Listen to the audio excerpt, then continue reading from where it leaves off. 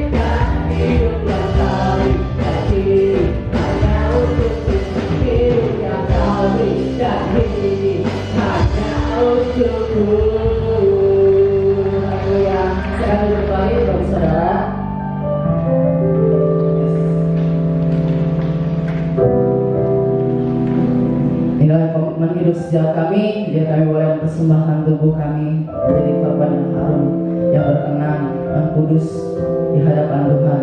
Dan itulah ibadah kami yang sejati.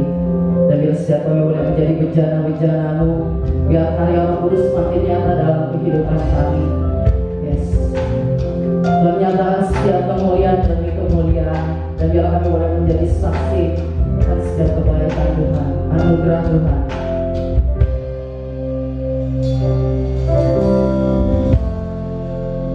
Kekuatan di jiwaku,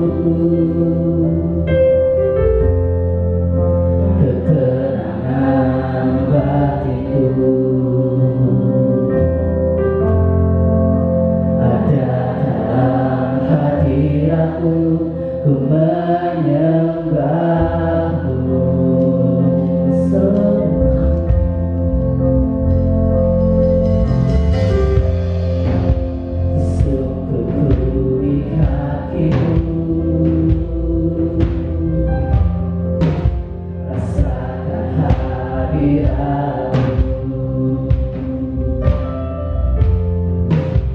takkan ku melepaskanmu, kau cahaya bagiku, mengiringmu seumur hidupku, masuk dalam rencanamu Bapa, pikiranku, kehendakku, ku serahkan padamu, harapanku hanya di dalam-Mu, bukan teguh bersama-Mu Tuhan, jadikanku rencana-Mu untuk memuliakan bumi-Mu.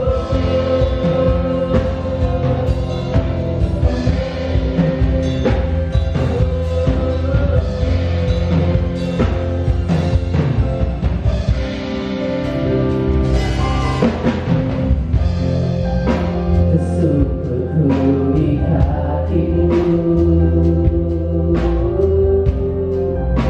rasakan hadiratmu, takkan ku melepaskanmu, kau cahaya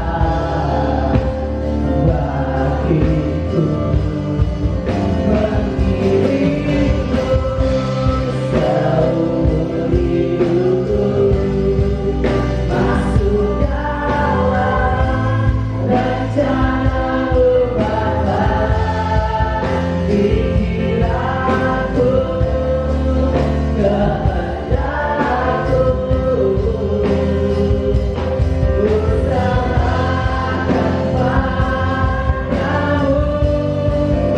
harapanku hanya di dalam-Mu, bukan teguh bersama-Mu Tuhan, jadikanku rencana-Mu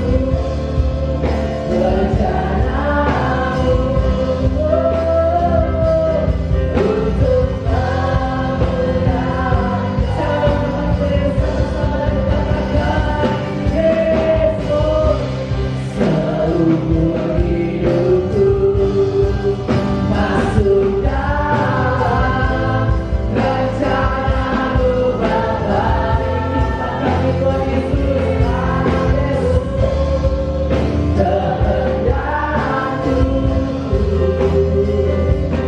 ku serahkan padamu,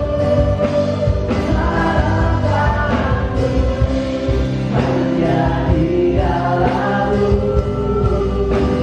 bukan teguh bersama-Mu Tuhan, jadikanku rencana-Mu untuk memuliakan bumi-Mu,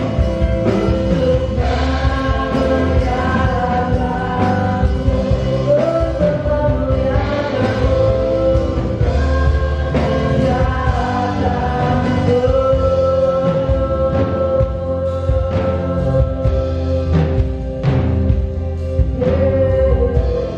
Shalom, shalom. Ada sukacita, amin. Sekali lagi berikan tepuk tangan yang paling meriah bagi Tuhan kita Yesus Kristus. Haleluya. Bilang kanan kiri, Tuhan Yesus baik buat kamu. Tuhan Yesus baik buat kamu. Yes, Tuhan baik buat kita ya. Oke, hari ini kita masih belajar tentang firman Tuhan. Kita akan belajar tentang totalitas. Masih belajar tentang totalitas. Judul khotbah saya adalah totalitas sampai garis akhir.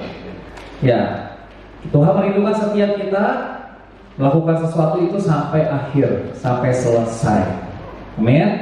Ya, banyak orang senang memulai, tapi Banyak juga yang tidak mau menyelesaikan sampai akhir, sampai tuntas. Mari kita buka kitab kita dalam 2 Timotius pasal yang keempat, ayat 1 sampai ayat yang ke-8. Saya akan baca ayat 1, saudara baca ayat yang kedua dan seterusnya. Ayat yang ke-8 kita akan baca bersama-sama. Demikian firman Tuhan di hadapan Allah dan Kristus Yesus yang akan menghakimi orang yang hidup dan yang mati. Aku berpesan dengan sungguh-sungguh kepadamu demi penyataannya dan demi kerajaannya. Silakan.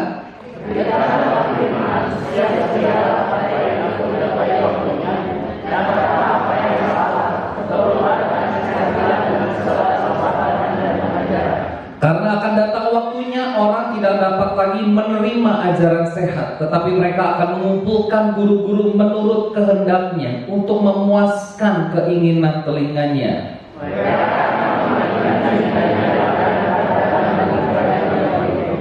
Tetapi kuasailah dirimu dalam segala hal, sabarlah menderita, lalu lakukanlah pekerjaan pemberita Injil dan tunaikanlah tugas pelayananmu.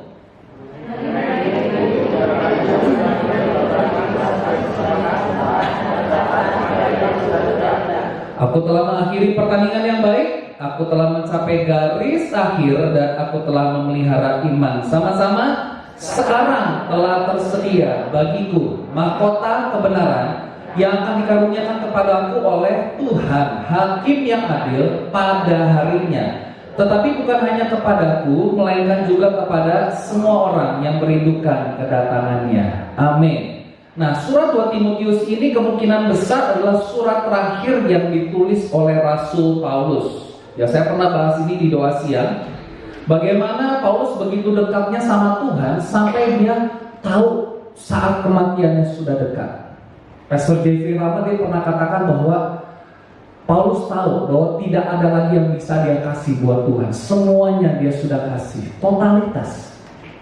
Ya, dia sudah membuat full dirinya, memberikan sepenuhnya buat Tuhan. Mari kita sama-sama totalitas buat Tuhan. Minggu lalu saya bahas totalitas itu artinya tidak menyisakan apapun buat Tuhan. Kita kasih semuanya buat Tuhan.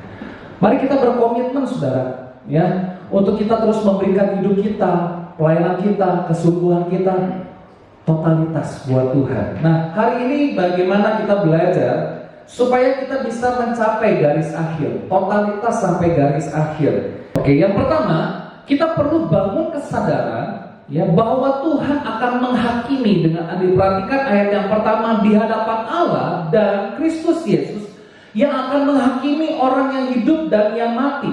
Dikatakan aku berpesan dengan sungguh-sungguh. Sama-sama katakan sungguh-sungguh. Tuhan mau kita sungguh-sungguh. Tuhan gak suka kalau kita main-main.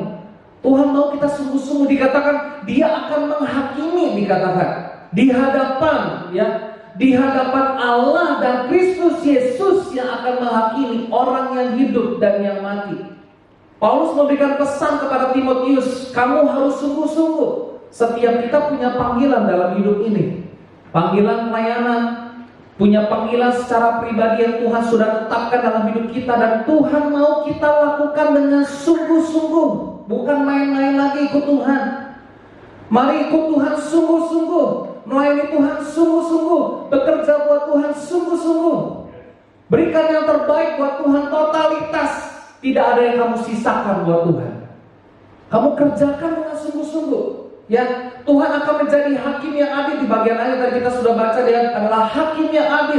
Dia menjadi saksi kesetiaan kita, dia menjadi saksi kesungguhan kita, dia menjadi saksi ketekunan kita. Dia lihat ketekunan kita. Mungkin orang sekeliling kita nggak lihat ketekunan kita, tapi Tuhan tahu ketekunan saudara, Tuhan tahu kesungguhan saudara, Tuhan tahu kerajinan kita, jerih payah kita. Dia menjadi saksi, saudara. Dalam terjemahan bahasa Indonesia masa kini dikatakan Kristus Yesus akan datang lagi ke dunia ini untuk mengadili orang-orang yang hidup dan yang mati, dan Ia akan datang untuk memerintah sebagai Raja. Oleh sebab itu saya minta dengan sangat kepadamu. Paulus mendesak kepada Timotius, dan firman Tuhan juga ini bicara kepada setiap kita. Firman Tuhan ini bukan hanya sebagai himbauan, tapi dia mendesak kuat buat kita supaya kamu sungguh-sungguh. Kenapa? Bangun kesadaran bahwa Tuhan akan menghakimi. Dia akan menghakimi, dia akan memberikan reward. Dia akan memberikan kepada kita pahala. Dia akan memberikan kepada kita penghargaan bagi orang yang sungguh-sungguh. Amin. Orang yang sungguh-sungguh mencari Tuhan. Firman Tuhan katakan, ya, mari kita sungguh-sungguh. Kalau kita sungguh-sungguh melakukan apa yang jadi bagian kita, saya percaya Tuhan juga sungguh-sungguh dengan hidupmu. Karena Tuhan tidak pernah main-main dengan hidup kita. Banyak orang mungkin di masa muda mereka main-main dengan hidupnya, masa depannya hancur. Saya mau katakan gini loh, kalau engkau main-main dengan hidupmu, maka hidup akan mempermainkan engkau. Saya ulangi lagi, kalau kita main-main dengan hidup ini, hidup akan mempermainkan engkau. Makanya banyak orang gini, aduh nasibku kok begini ya. Nasib mempermainkan kamu. Belum, bukan nasib, kamu yang main-main dengan hidup. Mari kita sungguh-sungguh dengan hidup ini. Mari kita sungguh-sungguh melayani Tuhan. Kita sungguh-sungguh bekerja buat Tuhan. Dia akan menjadi saksi kesetiaan kita, ketekunan kita, kesungguhan kita, kerajinan kita, jerih payah kita, kerja keras kita. Sekalipun mungkin orang-orang lain tidak kenal, tidak tahu kerja keras kita seperti apa, tapi Tuhan tahu. Dia tahu kesungguhan saudara. Termasuk dia juga tahu isi hati saudara yang datang pada hari ini. Apakah engkau sedang totalitas buat Tuhan? Yang ngerti katakan amin. Amin. Kita lihat yang kedua, bagaimana kita bisa totalitas sampai garis akhir. Dikatakan di dalam ayat yang kedua, 3 dan 4, saudara. Ayat yang kedua saya bacakan, saudara. Beritakanlah firman. Siap sedialah baik atau tidak baik waktunya. Nyatakanlah apa yang salah, tegurlah dan nasihatilah dengan segala kesabaran dan pengajaran. Yang kedua adalah beritakanlah firman. Siap sedia kapanpun waktunya. Kapanpun waktunya. Kenapa? Karena ayat yang ketiga dikatakan karena akan datang waktunya orang tidak dapat lagi menerima ajaran sehat, tetapi mereka akan mengumpulkan guru-guru menurut kehendaknya untuk memuaskan keinginan telinganya. Mereka akan memalingkan telinganya dari kebenaran dan membukanya bagi dongeng. Saudara perhatikan, Paulus mengatakan kepada Timotius akan datang waktunya orang gak suka lagi dengar ajaran yang sehat. Mereka akan mengumpulkan guru-guru yang bisa menyenangkan telinga. Saya mau katakan ajaran yang sehat, ajaran yang mendidik, seringkali mungkin tidak enak didengar. Betul ya? Seringkali mungkin menyakitkanmu, bahkan mungkin menusuk hati kita. Ya, Yohanes Pembaptis pernah bilang apa? Hai kamu keturunan ular muda. Waduh, itu korbannya gak enak, saudara. Menyakitkan. Dulu waktu saya menjadi pengkhotbah, saudara ya, ada hamba Tuhan yang khotbah di tempat ini. Kemudian dari jemaat bilang ini, wah khotbahnya bagus, lucu. Jadi saya mulai khawatir, saudara. Ternyata khotbah yang bagus itu indikatornya lucu. Saya mulai khawatir, kenapa? Kalau saya nggak lucu, berarti saya nggak bagus. Karena indikator khotbah bagus adalah lucu. Tapi saya mau katakan gini loh, khotbah lucu belum tentu sehat. Betul apa betul? Khotbah lucu belum tentu mendidik. Kalau mau yang lucu-lucu panggil aja Momol, Raditya Dika, suruh stand up comedy. Yang lucu-lucu belum tentu sehat, belum tentu mengajar. Tapi saya mau katakan ajaran yang sehat adalah ajaran yang mendidik kita, mengubahkan hidup kita. Ajaran yang bisa membimbing kita di dalam kebenaran, menuntun kita untuk hidup dalam kebenaran. Saya kasih ilustrasi, saudara. Saya pernah cerita di doa siang. Ada seorang anak ya, ketika dia bisa empati, kurang lebih dari usia 6 bulan, sudah terbiasa sama orang tuanya dikasih mie instan. Mie instan. Anak ini senang makan mie instan, setiap hari makan mie instan. Sampai dikasih makanan lain nggak mau, karena dia pikir mie instan itu sehat buat dia. Menurut saudara mie instan sama Indomie, sama sayur-sayuran lebih sehat mana? Sayur-sayuran ya. Tapi berapa banyak mungkin anak saudara juga tidak suka sayur, lebih suka mie instan. Ya, kemarin saya ngobrol sama salah satu anak muda. Dia jualan mie samyang, tahu ya? Mie samyang. Mie apa itu? Mie yang pedas banget. Mie Korea. Itu luar biasa pedas. Beberapa tahun yang lalu saya pernah makan mie samyang. Itu katanya yang level standar. Udah pedas gitu. Kemudian saya tanya sama yang jualan. Di sini ada yang jualan samyang. Dia bilang gini, kok lebih laku jualan samyang daripada jualan vitamin C. Perbandingannya satu orang bisa beli 10 bungkus misalnya, tapi susah untuk bujuk orang beli 1 pack vitamin C. Itu terbukti. Orang lebih suka apa? Apakah pisang yang sehat? Dia tidak sehat bagi lambung Anda. Ada yang makan level yang super pedas, itu makan 1 jam udah selesai saudara. Ditinggal tidur, bangun lagi, makan lagi. Saking pedesnya. Tapi perhatikan, orang yang dengar firman Tuhan, ya khotbahnya lucu, bolehlah kadang-kadang lucu lah sekali-sekali. Khotbahnya cuma sekedar ngomongin berkat kelimpahan. Orang yang terbiasa dengar itu ketika dengar apa? Pikul salib, bertobat, ini khotbah apa? Nggak sehat. Saudara dikasih Tuhan, firman Tuhan katakan Paulus berbicara kepada Timotius mengingatkan, kenapa? Akan tiba waktunya. Ya, makanya dikatakan beritakanlah firman, siap sedialah baik atau tidak baik waktunya. Ayat ini bukan lagi ngomong ini loh, kamu persiapan atau tidak persiapan khotbah aja. Bukan. Ayat ini lagi ngomong apa? Akan tiba waktunya orang mau dengerin nasihat firman Tuhan. Tapi yang saudara harus lakukan, Timotius harus lakukan apa? Desak untuk terus beritakan firman. Sekalipun mungkin orang mau dengar nasihat firman Tuhan, tapi harus tetap beritakan. Ada kalanya anak kita mungkin satu waktu tidak mau dengar ocehan orang tuanya, betul? Apa betul orang tua? Ada kalanya dia nggak mau dengar, mami brek, apa cerewet banget sih, bawel banget. Ada kalanya loh. Apakah Anda akan berhenti untuk tidak menyampaikan sesuatu yang baik? Saya yakin dan percaya orang tua yang benar, dia akan terus kasih tahu ya apa yang benar, betul ya? Beritakan firman, akan datang waktunya saudara. Orang gak suka dengar firman Tuhan. Apalagi ya di zaman online kemarin, kita ibadah online, khotbah cuma 30 menit, 20 menit. Bahkan papi pertama kali syuting cuma 12 menit. Nah ini khotbah yang gue suka nih. Dalam bentuk sachet, compact nih, 12 menit selesai. Sekarang kan banyak yang diposting, khotbah 5 menit, khotbah 1 menit. Nah yang kayak gini gue cukup. Kalau setiap hari gue jadi renungan harian boleh. Tapi kalau misalnya buat kehidupan saudara nggak bisa, kita cuma dengar khotbah 5 menit cukup. Tapi saudara nonton film Korea berjilid-jilid. Banyak orang nonton film Korea berjilid-jilid. Istri saya juga nonton film Korea. Tapi saya bilang kamu harus batasi. Sehari cuma 1 episode. Oh gitu ya. Bukan 10 episode ya. Saya ingat banget teman saya nonton film Korea sampai laptopnya jebol. Dari pagi terus sampai ke subuhnya lagi terus.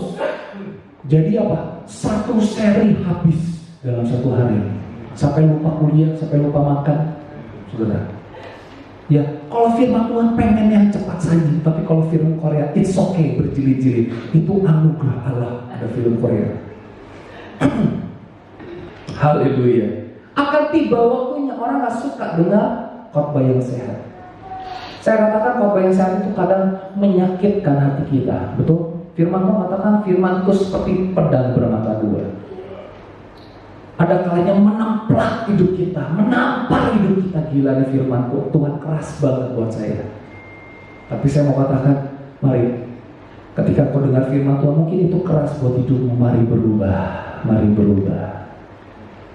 Ya, selama engkau tidak mendengarkan terus, Tuhan akan terus ya berfirman. Saudara baca kitab Yeremia, kitab Yesaya, orang Israel nggak mau dengerin Tuhan. Tuhan timpakan malapetaka berulang kali. Di kitab Yesaya, Tuhan sampaikan malapetaka akan terjadi di Yerusalem, umat Israel dan lain sebagainya. Mereka bilang apa? Wah masih jauh malapetaka, Belanda masih jauh, kata orang Israel. Tapi firman Tuhan katakan, aku tidak akan menunda-nunda firmanku. Banyak orang pikir, kedatangan Tuhan mesti lama, udahlah santai-santai aja. Nggak perlu serius-serius amat ikut Tuhan, nggak perlu sungguh-sungguh, ngapain sih tepuk tangan? Apa sih tanya harus lompat-lompat? Kayak anak sekolah minggu aja. Saya mau katakan ujian yang paling tulus itu kadang saya lihat anak sekolah minggu. Betul ya? Mereka nggak malu-malu. Mari Bapak Ibu Saudara di tempat ini, saudara memuji Tuhan jangan malu-malu. Ada kalanya kita perlu malu-maluin buat Tuhan. Udah lo malu-maluin loh. Firman Tuhan katakan ketika dia tabut bait Allah, betul ya? Masuk ke Yerusalem, dia menari-nari. Istrinya siapa yang namanya? Mikal dibilang apa? Kamu merendahkan diri kamu bersama dengan perempuan-perempuan Israel. Firman Tuhan katakan apa? Mikal sampai hari matinya mandul, gak punya anak. Mari kita memuji Tuhan dengan gegap gempita. Jadi kalau di sebelah kita ada orang yang nyanyi puji Tuhan, lompat-lompat, nari-nari buat Tuhan, lebay, lebay, lebay. Dia sedang membebaskan rohnya untuk memberikan yang terbaik buat Tuhan. Amin? Iya, totalitas buat Tuhan. Kenapa Daud bisa menjadi orang yang luar biasa? Bahkan Yesus sendiri tidak malu disebut sebagai anak Daud. Betul? Kenapa bukan anak Abraham? Kenapa bukan anak Daniel? Kayaknya Daniel gak punya istri dan punya anak ini. Padahal mau dibilang ya Daniel kayaknya lebih oke hidupnya daripada Daud. Daud pernah melakukan kesalahan. Daniel itu nyaris sempurna. Tapi firman Tuhan katakan apa? Yesus itu anak Daud. Kenapa? Karena Daud itu orangnya totalitas buat Tuhan. Amin. Mari Bapak Ibu Saudara kasih Tuhan, beritakan firman. Kalau saudara sebagai orang tua, ya kita perlu beritakan firman ke anak-anak kita. Anakmu harus dengar firman melalui mulut saudara. Ajarkan firman Tuhan. Nah, kita lihat yang ketiga, saudara. Bagaimana kita bisa totalitas sampai garis akhir? Yang ketiga adalah klik.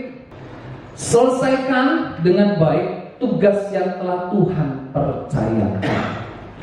Ya. Di awal tadi saya katakan banyak orang yang senang memulai sesuatu, memulai pekerjaan, memulai bisnis, memulai pernikahan. Hari ini tepat, ya, hari ini tanggal 21 Juni betul ya? Tepat ulang tahun pernikahan saya yang ke-6 tahun. Wih, tepuk tangan dong. 6 tahun. Ya, saya bilang sama istri saya, kita mau ngapain nih? Biasanya kita dinner nih. 6 tahun. Waktu yang masih mungkin singkat ya. Serasa kayak baru kemarin nikah. Karena bahagia.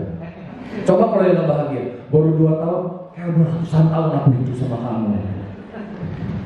Ya, pernikahan, banyak orang senang memulai pernikahan, tapi banyak juga ingin mengakhirinya dengan segera. Banyak orang yang memulai kuliah, tapi banyak orang juga yang tidak selesai kuliah. Makanya salah satu syarat untuk dapat beasiswa kuliah di Nusa Putra itu adalah harus kuliah sampai selesai. Betul ya? Kalau tidak selesai, apa yang harus dilakukan? Kamu harus bayar. Perhatikan, janji Tuhan itu bersyarat. Saya berulang kali katakan janji Tuhan itu bersyarat dalam hidup kita. Saudara mau dapat mahkota? Saudara mau dapat berkat dari Tuhan? Mau dapat kemuliaan dari Tuhan? Gimana caranya? Setiap kita harus menyelesaikan apa yang kita mulai. Kuliah selesai, kerja sampai selesai, menikah sampai maut memisahkan. Maut belum memisahkan kapan dia mati. Ya, saudara dikasih Tuhan, kita perlu selesaikan. Firman Tuhan katakan ayat yang kelima, tetapi kuasailah dirimu, dikatakan dalam segala hal, sabarlah menderita, lakukanlah pekerjaan pemberita Injil dan tunaikanlah tugas pelayananmu. Rasul Paulus mengingatkan kepada Timotius, bahkan mengingatkan setiap kita, supaya apa? Kita kuasai diri. Klik lagi. Ya, bagaimana supaya kita dapat menyelesaikan tugas yang Tuhan percayakan dalam hidup kita? Kita harus kuasai diri dalam segala hal. Dalam bahasa Inggris terjemahan yang lain dikatakan cool-headed in the face of difficulties. Berkepala dingin dalam menghadapi situasi-situasi sulit. Dalam pelayanan, dalam pekerjaan, ada kalanya kita gesekan dengan orang lain. Kita perlu belajar apa? Dengan kepala dingin kita menghadapi situasi sulit. Saya punya satu prinsip yang saya pegang sekarang. Apa itu? Lebih baik kamu tahan atau meredam emosimu sebentar daripada kamu minta maaf untuk hal yang tidak perlu. Atau lebih baik kamu menahan dirimu sejenak daripada kamu minta maaf yang tidak perlu. Maksudnya apa sih? Lebih baik orang macam-macam. Ya. Daripada kamu lawan, kamu fight back, kamu hajar habis-habisan juga dengan perkataan yang menyakitkan, ujung-ujungnya kamu harus minta maaf yang tidak perlu. Tapi kamu sudah melukai orang, betul? Sekarang prinsip saya gitu. Pernah beberapa waktu yang lalu ketemu sama ibu, ngoceh. Kamu kan gini. Ya saya laku, iya tante, iya oke, saya minta maaf, oke. Saya redam sejenak daripada saya harus minta maaf yang gak perlu. Mari, punyalah prinsip itu saudara. Terkadang kita mungkin emosi, apalagi kalau lihat rekan kerja kita yang gak sesuai. Di masa pandemi ini semua diuji karakter kita. Mana yang emosian, mana yang gelisahan, mana yang khawatiran, mana yang cemasan, mana yang mudah bingung, mana yang mudah gelagapan, gitu ya. Semua diuji, saudara. Firman Tuhan katakan, kuasai dirimu dalam segala hal. Alkitab mengatakan apa? Orang yang menguasai dirinya itu melebihi orang yang merebut kota. Amin. Sabar. Ya, sabar. Lalu dikatakan apa? Sabarlah menderita. Tabah dalam penderitaan. Endure, hardship. Endure itu artinya punya ketahanan. Sabar, punya daya tahan. Sabar itu artinya apa? Punya daya tahan. Contohnya handphone sekarang itu punya daya tahan. Ya, karena apa? Miliampere besar. Ada 4.000 sampai 5.000 miliampere. Mereka punya daya tahan. Istilahnya jangan jadi orang Kristen yang sungguh pendek. Sabar. Bilang kanan kirimu sabar. Halo? Bilang sabar. Ya, walaupun mungkin kadang pasangan kita nyebelin, kita diuji kesabaran gimana? Pertama kali kita diuji kesabaran di dalam rumah kita. Betul ya? Saya juga diuji kesabaran di dalam rumah. Ketika saya pulang ke rumah berantakan. Wow. Berapa banyak ibu-ibu yang melihat rumah berantakan langsung bereaksi. Saya juga gitu loh saudara. Ternyata ya, waduh, saya ternyata gitu ya. Anak saya main semua pasal dikeluarin, semua mainan dari tempatnya, dari boxnya semua dikeluarin. Sampai nggak punya ruang untuk duduk. Semua mainan dia berserakan. Waduh, belajar sabar. Ini saya diajar sabar terus di saudara. Pulang ke rumah, lihat rumah kayak kapal pecah. Itu saya bilang ini tuh, papi pulang tuh, nanti papi marah tuh. Lihat rumah berantakan. Ya, saya mesti bilang ke diri saya apa? Ya maklum anak-anak. Tapi saya harus didik anak saya. Setelah main, setelah kamu berantakin, apa yang harus kamu lakukan? Beresin. Jadi papi maminya nggak terlalu capek karena kita ajarin anak saya. Saya ajarin, ayo kamu beresin. Nah, kita perlu sabar menderita, tabah dalam penderitaan. Ikut Tuhan perlu sabar. Betul ya? Amin, Bapak Ibu Saudara. Punya suami kayak gini ya sabar. Punya istri kayak gini ya sabar. Banyak mungkin di antara kita yang ngelus dadanya sampai legok. Sabar. Lalu dikatakan lakukan tugas pemberitaan Injil, work of evangelist. Ya, bulan ini kita bicara tentang misi di TYF, beritakan Injil. Lalu yang berikutnya adalah tunaikan tugas pelayanan. Fulfill your ministry. Nah, kata pelayanan itu menggunakan kata dalam bahasa aslinya adalah diakonia. Dari kata diakonia muncul satu kata voluntary, ya, voluntary atau sukarela. Ternyata kata sukarela itu akar katanya mulai dari kata diakonia atau yang menjadi diaken. Diaken, pelayan meja. Ya, jadi arti kata diaken, kata sifatnya adalah voluntary, sukarela. Sukarela itu bukan ini, kalau gue suka gue rela, kalau gue gak suka gue gak rela. Bukan seperti itu. Sukarela artinya memberikan yang terbaik, tapi dengan sukarela, dengan tulus. Saudara mau sukarela buat Tuhan, memberikan yang terbaik buat Tuhan. Mengapa ya? Tadi di awal saya katakan kita perlu menguasai diri kita. Kita perlu sabar menderita. Kita perlu lakukan tugas pemberitaan Injil. Supaya apa? Kita tidak menjadi batu sandungan bagi orang lain. Saya mau kasih tahu saudara, saudara nggak bisa cegah orang lain tidak jadi batu sandungan buat saudara, tapi saudara bisa cegah dirimu untuk tidak jadi batu sandungan bagi orang lain. Yang tadi katakan amin. Saya ulangi lagi, saudara nggak bisa cegah orang lain untuk tidak jadi batu sandungan buat saudara. Saudara nggak bisa cegah. Tapi saudara bisa cegah diri saudara untuk tidak jadi batu sandungan bagi orang lain. Terkadang kita pusingin orang lain. Ya, orang lain jadi batu sandungan, aku mundur dari Tuhan. Gitu ya. Karena orang lain, karena dia gini, makanya aku mundur dari Tuhan. tetapkan dirimu. Sekalipun orang lain jadi batu sandungan bagi engkau, tapi pastikan dirimu bukan jadi batu sandungan bagi orang lain. Itu lebih penting, saudara. Nah, Rafi Sakaria, saya tidak catatkan di situ, dia katakan gini, saya yakin bahwa penghalang terbesar bagi orang untuk menerima Injil bukanlah ketidakmampuan Injil dalam menyediakan jawaban, namun kegagalan orang Kristen dalam menghidupi Injil itu. Banyak orang kenapa nggak mau terima Tuhan? Bukan karena Injil tidak bisa menjawab kebutuhan manusia, tapi mungkin karena hidup orang Kristen yang tidak mencerminkan Kristus.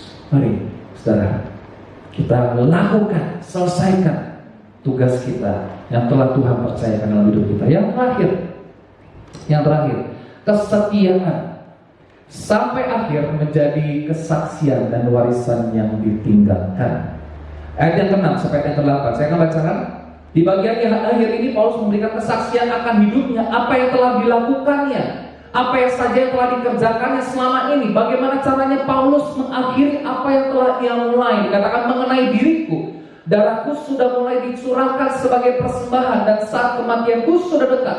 Aku telah mengakhiri pertandingan yang baik, aku telah mencapai garis akhir dan aku telah memelihara iman. Sekarang telah tersedia bagiku mahkota kebenaran yang akan dikaruniakan kepadaku oleh Tuhan, Hakim yang adil pada harinya. Tetapi bukan hanya kepadaku, melainkan juga kepada semua orang yang merindukan kedatangannya. Dikatakan, saudara, klik lagi, aku telah mengakhiri pertandingan yang baik.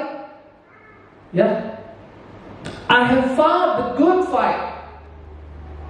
Kata mengakhiri pertandingan yang baik ini seperti dua orang. Yang pertama adalah olahragawan yang berjuang hingga detik terakhir, atau seperti seorang prajurit yang berperang hingga titik darah penghabisan.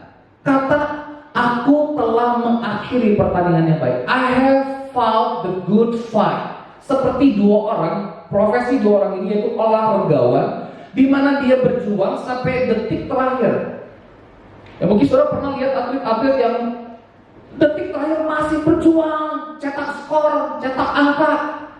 Pokoknya selama peluit belum dibunyikan, dia terus berjuang.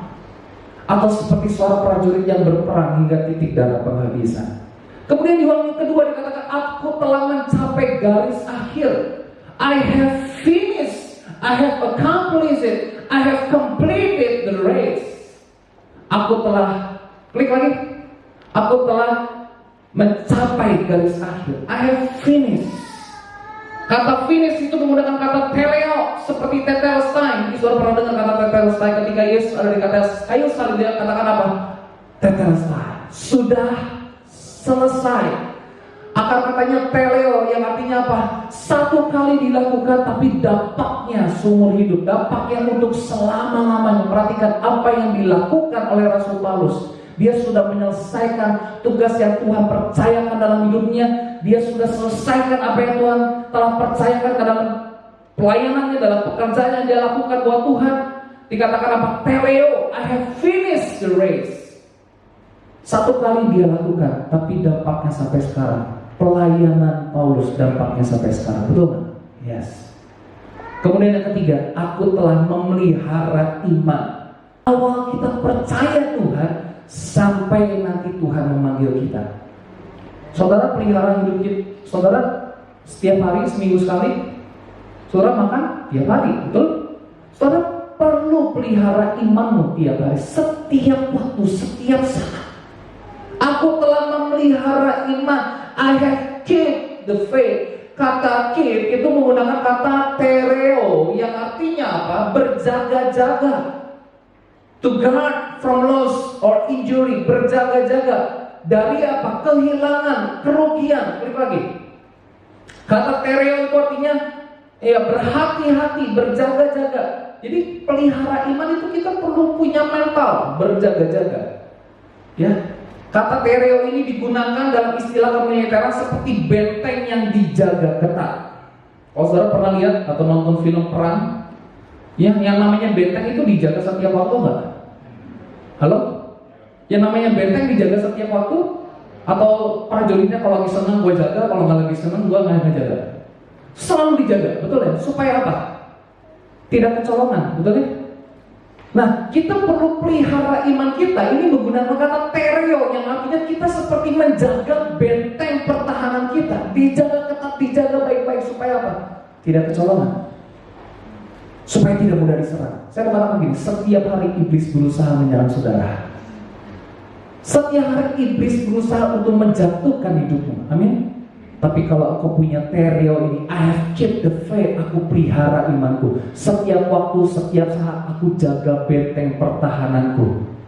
Aku tidak akan membiarkan iblis menyerang diriku. Amin. Aku tidak membiarkan diriku mengalami kerugian, kecolongan, mudah diserang, saudara. Saya mau bagikan dua cerita. Yang pertama adalah kisah John Stephen Akhwari. Saya pernah ceritakan juga, di mana dia adalah seorang pelari dari Tanzania. Waktu itu dia mengikuti Olimpiade musim panas di Mexico City tahun 1968. Ada yang sudah lahir tahun 68? Belum ya, saya juga belum. Ya, tahun 68 dia waktu itu mengikuti yang namanya maraton sepanjang 42 km. Tetapi di tengah-tengah perjalanan, waktu dia sedang mengikuti lomba lari maraton ini, dia berbenturan, bertabrakan dengan pelari yang lain, sehingga menimbulkan apa? Dia mengalami cedera yang cukup parah, mengalami dislokasi lutut, lututnya ngegeser, saudara. Lalu apa yang terjadi? Dia harus ditreatment berulang-ulang, sampai akhirnya dia berlari tertatih-tatih. Dia menjadi pelari terakhir. Jadi semua sudah sampai finish, tinggal dia yang belum finish. Dari 300 orang yang berhasil untuk masuk sampai garis finish itu cuma 100 sekian. Pengumuman sudah juara 1 sudah tahu, pengumuman juara 2 sudah tahu, pengumuman juara 3 sudah tahu. Semua penonton udah hampir pulang. Tapi ketika di pintu gerbang ada orang bilang kata, masih ada satu pelari lagi yang sedang berlari. Mereka semua pada ngumpul lagi di stadion yang tadinya udah mau pulang sudah. Mereka kumpul lagi. Mereka lihat bahwa ada satu orang yang masih berlari dengan tertatih-tatih, yaitu namanya John Stephen Akhwari. Ketika dia sampai garis akhir, sampai garis finish, lalu ditanya seorang wartawan, apa yang membuat kamu masih mau berlari? Padahal kamu udah gak mungkin menang. Kamu pelari terakhir. Apa yang membuat kamu terus berlari? Padahal kondisi fisikmu tidak memungkinkan. Dia bilang apa? Negara saya mengirimkan saya 10.000 mil ke Mexico City, bukan sekedar memulai pertandingan, tetapi untuk mengakhiri pertandingan. Ya, yang kedua, kisah tentang, mungkin ada yang nonton Hacksaw Ridge, kisah tentang seorang prajurit namanya Desmond Doss. Ini kisah true story, saudara. Jadi ceritanya orang ini dia masuk dalam militer sebagai tentara Amerika, tapi dengan satu syarat, dia tidak mau bawa senjata. Kenapa? Karena dia pernah hampir bunuh ayahnya dengan pistol. Waktu itu ayahnya keras banget, pukulin ibunya, dia belain mamanya, dia pengen bunuh ayah, ambil pistol, hampir bunuh ayahnya. Sejak saat itu dia nggak mau pegang senjata. Sempat yang namanya dia mengalami dibully sama teman-temannya gitu ya. Namun akhirnya dia bisa masuk dalam medan pertempuran. Dia katakan gini, banyak orang, banyak militer, banyak tentara, mereka membunuh atau menghilangkan nyawa, tapi saya hadir untuk menyelamatkan nyawa. Di bagian akhir saya mau katakan ini, saudara, kalau kita setia dan totalitas sampai garis akhir, kita akan mendapatkan mahkota, ya, mendapatkan mahkota. Dikatakan bahwa ayat yang ke-8 tadi kita sudah baca bahwa kita akan mendapatkan mahkota kebenaran. Kita akan baca 2 ayat yang terakhir. Yakobus pasal 1 ayat yang ke-12 dikatakan gini, berbahagialah orang yang bertahan dalam pencobaan, sebab apabila ia sudah tahan uji, ia akan menerima mahkota kehidupan yang dijanjikan Allah kepada barang siapa yang mengasihi dia. Dan Wahyu pasal 2 ayat 10 bagian B dikatakan, hendaklah kau setia sampai mati, dan aku akan mengaruniakan kepadamu mahkota kehidupan. Saya percaya ketika kita dipanggil Tuhan, ya, Tuhan mengaruniakan mahkota kepada kita. Ya mungkin, saya nggak tahu prosesinya, tapi Tuhan panggil kita, dia karuniakan mahkota kepada kita. Dia mungkin peluk kita, dia katakan, good job, well done, hambaku yang baik dan setia. Tuhan Yesus berkati setiap kita. Berikan tepuk tangan bagi Tuhan kita. Haleluya.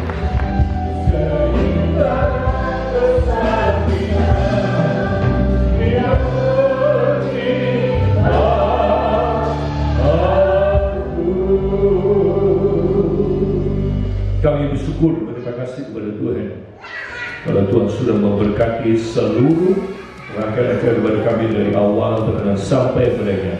Berkati ujian, berkati firman Tuhan. Berkati Tata sudah memberikan persembahan gerejamu, baik untuk kas, untuk katus, Tuhan akan balas dengan berlimpah-limpah. Persembahan perpuluhan, persembahan online yang minggu lalu sudah dipersembahkan bagi Tuhan, Tuhan juga akan balas dengan berlimpah-limpah. Terima kasih Tuhan. Dan kesempatan ini kami juga berdoa di mana khotbah ini direkam, biarlah para pemirsa, para pendengar yang menonton, mereka boleh diberkati oleh Tuhan. Terima kasih Bapa. Kami juga menyerahkan kegiatan sepekan dalam tangan-Mu. Kami berdoa 2 siang, hari Selasa, Rabu, Kamis, Jumat.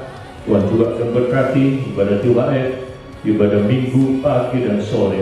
Terima kasih Bapa. Sebentar ada acara Cabir dan besok ada acara bimbingan pranikah. Kami serahkan dalam tangan-Mu. Terima kasih Tuhan, terima kasih Bapa. Serahkan tangan-Mu, terima berkat pada Tuhan. Berkatilah keluarga, berkatilah suamimu, berkatilah istrimu, berkatilah anak-anakmu, berkatilah pekerjaanmu, berkatilah kesehatanmu, diberkatilah pelayananmu, diberkatilah masa depanmu, diberkatilah studimu, diberkati di kota, diberkati di desa, diberkati di ladang, diberkatilah bakulmu dan tempat adonanmu, diberkati pada masuk, diberkati waktu keluar, diberkatilah buah kandunganmu, hasil bumimu dan hasil tanahmu, dan segala berkat jasmani, berkat wahyu dan materi, berkat didatang dari Allah Bapa, kasih sayang kepada Tuhan Yesus, bersekutu dengan Roh Kudus, menyertai saudara mulai pagi hari ini sampai Tuhan Yesus datang kembali. Dalam nama Yesus kami berdoa dan bersyukur.